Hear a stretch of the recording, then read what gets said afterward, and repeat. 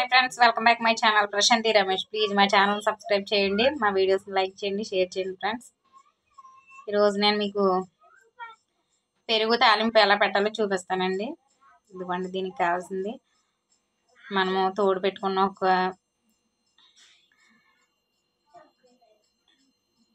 2 కప్పులు పెరుగునైతే తీసుకున్నానండి చూడండి అసలు ప్యాకెట్ పెరుగు యూస్ చేయకండి ఫ్రెండ్స్ పిల్లలకి అసలు మంచిది కాదండి నేనైతే తోడు పెట్టిందే 2 కప్పులు పెరుగు తీసుకున్నానండి చూడండి ఫ్రెండ్స్ ఒక గిన్నెలోకి తీసుకున్నానండి దీన్ని ఇప్పుడు కొద్దిగా వాటర్ పోసి కలుపుకుందాం చూడండి ఇప్పుడు కొంచెం పలచగా చేసినానండి అంటే ఏమైనా కర్రీ కూరగాయలు ఏమీ లేనప్పుడు ఇలా తాలింపు పెట్టుకుంటే చాలా మంచిదండి పిల్లలు కూడా చాలా ఇష్టంగా తింటారు స్కూల్కి కూడా పెడితే చాలా ఇష్టంగా తింటారండి ఇలా కొంచెం పలచగా చేసుకుని ఎందుకంటే పచ్చిగా ఉంటుంది కదండి గమ్ముని తినడానికి ఇష్టపడతారు ఇలా తాలింపు అంటే పప్పులన్నీ ఉంటాయి కాబట్టి పోపు దినుసులు బాగుంటుందండి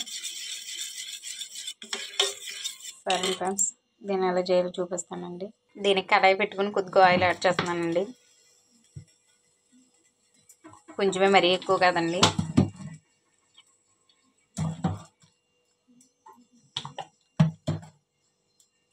ఇందులోకి ఆవాలు యాడ్ చేశానండి తర్వాత కొద్దిగా మినపప్పు 2 ఎండుమిర్చి కరివేపాకు కూడా యాడ్ చేసుకున్నామండి కొద్దిగా ఫ్రై అవ్వాలి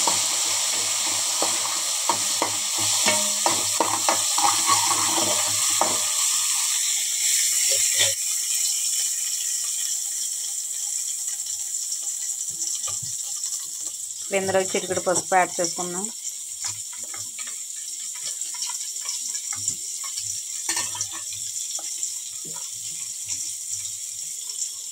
అలాగే సాల్ట్ కూడా యాడ్ చేసుకుందాం అండి సాల్ట్ కూడా యాడ్ చేసుకుందాం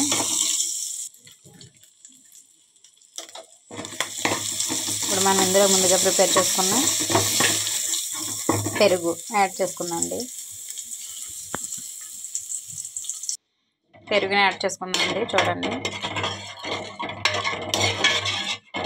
పెరుగు అయితే యాడ్ చేసాను అంటే మరీ పెరుగులా కాకుండా కొంచెం పలుచగా చూడండి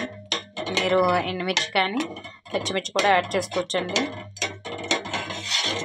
ఇంకా టేస్టీగా ఉంటుంది మీ ఇష్టానికి తగ్గట్టు ఇప్పుడు ఉప్పు చూద్దాం ఇంకా మీ టేస్ట్కి తగ్గట్టు సాల్ట్ కూడా ఇంకా కావాలంటే యాడ్ చేసుకోవచ్చండి మళ్ళీ నేను కొంచెం సాల్ట్ ఎక్కువ తింటామండి మేము ఇంకా పిల్లలకి అయ్యేడిన లోపం రాకుండా కొంచెం సాల్ట్ ఎక్కువ పెడతానండి నేను అది సాల్ట్ యాడ్ చేశాను చూడండి ఎంత బాగుందో ఇదైతే రైస్లోకి చాలా టేస్టీగా ఉంటుందండి